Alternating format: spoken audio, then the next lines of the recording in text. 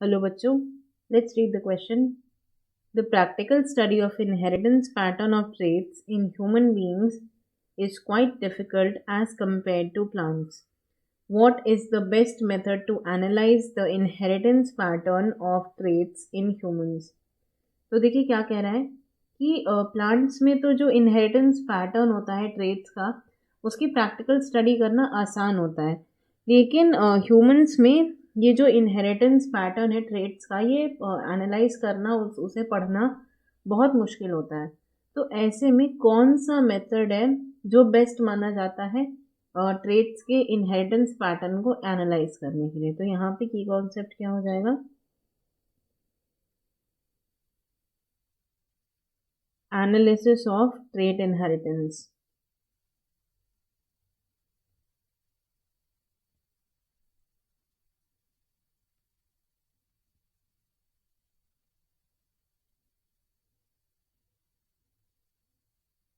तो देखिए ह्यूमंस में चूंकि बहुत सारे ह्यूमंस हैं, बहुत सारी फैमिलीज हैं और बहुत अलग अलग तरीके के ट्रेट्स होते हैं। बहुत सारे डिजीज़ में ही बहुत सारी डिजीजेस होती हैं, ऑटोसोमल हो सकती हैं, सेक्स क्रोमोसोम से रिलेटेड डिजीजेस हो सकती हैं, या कोई भी ट्रेट है। There are various numbers of traits in peoples in this world. तो ऐसे में हम एनालाइज कैसे करें? तो इसके लिए हमने डिराइव किया था एक pedigree analysis method. So to analyze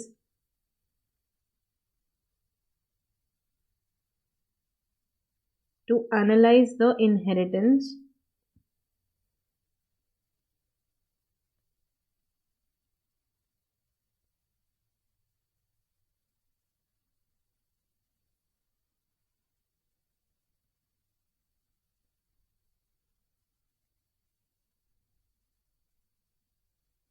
we use the pedigree analysis method.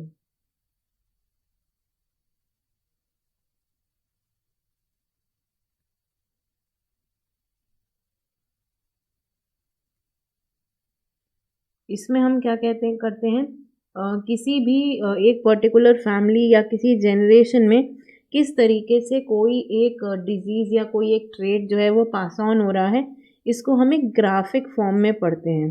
तो पेडिग्री एनालिसिस के दौरान हमारे पास कुछ टर्म्स होते हैं, जैसे कि पहली चीज़ तो पेडिग्री। पेडिग्री क्या है? ये एक तरीके का चार्ट होता है जो किसी फैमिली में अक्रॉस द जेनरेशन्स क्या शो करता है, किसी ट्रेट के प्रेजेंस या एब्सेंस को। तो pedigree is a chart that shows presence or absence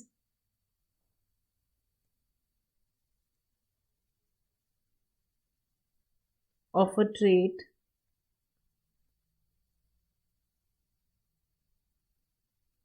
in a family within a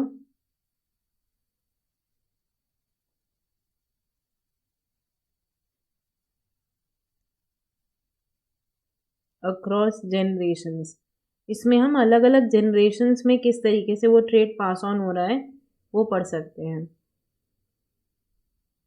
अब देखिए ये चार्ट हम किस तरीके से बनाते हैं। हमारे पास कुछ टर्म्स होते हैं। सबसे पहले तो हम चार्ट को देख लेते हैं। इस चार्ट में अगर हमें फीमेल को रिप्रेजेंट करना होता है तो हम एक सर्कल ड्रॉ करते हैं। सर्कल का मतलब है फीमेल और स्क्वायर का मतलब है मेल।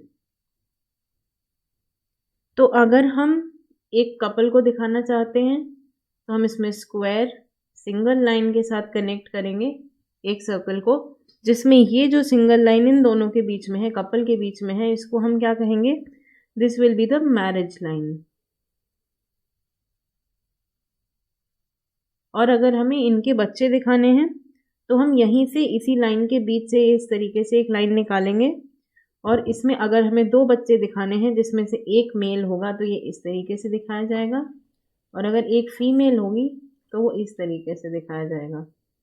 तो ये आपकी इधर जो लाइन है ये वाली, इसको हम कहेंगे लाइन ऑफ डिसेंट।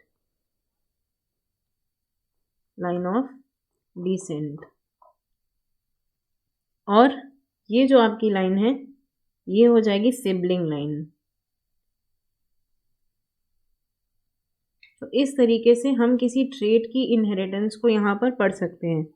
और अगर हम इसी सर्कल में अगर हम कलर कर दें, अगर हम इसको फिल कर दें पूरा, तो हम क्या कहेंगे कि ये वो फीमेल है जो कि अफेक्टेड है, फीमेल विद अफेक्टेड ट्रेट।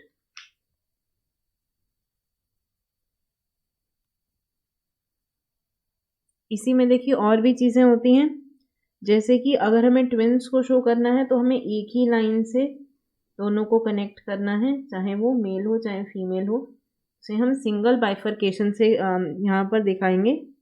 और ये एक ट्राइंगल जो है ये मिस कैरेज को रिप्रेजेंट करता है। इस तरीके से इजी हो जाता है यहाँ पर किसी भी ट्रेट के इनहेरिटेंस को पढ़ना। और इसके थ्रू हम क्या कर सकते हैं, वी कैन डिटरमाइन जीनोटाइप्स। हम यहाँ पे फिनोटाइप्स को भी डिटरमाइन कर सकते हैं और हम ये भी प्रिडिक्ट कर सकते हैं कि ये ट्रेट जो है ये किस तरीके से फर्दर जनरेशन्स में पास आउट होगा। फिनोटाइप मतलब मॉर्फोलॉजिकल अपीयरेंस, और यहाँ पर उसका इनहेरिटेंस भी हम ट्रेस कर सकते हैं। So this is all about pedigree analysis, which is used to determine the or analyze the inheritance of pattern traits of human. I hope you understood it well. Best of luck.